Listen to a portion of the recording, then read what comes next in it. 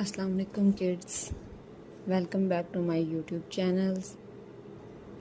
آج ہمارا اردو کی ورک شیٹ ہے حروف تہجی۔ یہ ہم آج رائٹ کریں گے۔ چلیں سٹارٹ کرتے ہیں۔ الف، علامت آ، ب، پے، تے، ٹے،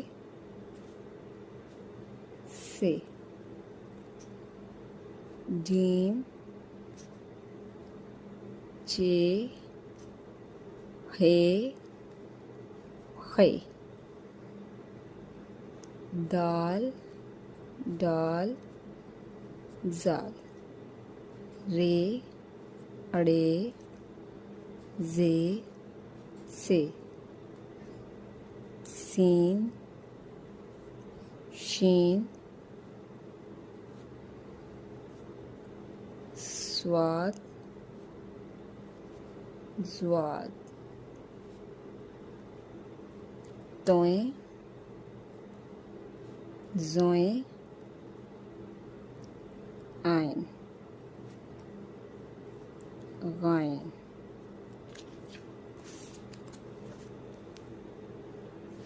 فے، کاف۔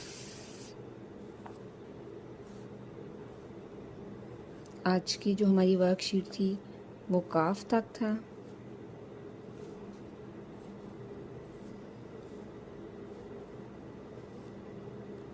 یہ کاف سے قلم، یہ ہماری کمپلیٹ ہو گئی۔ ہم نے ڈرائنگ بھی کر لی ہے۔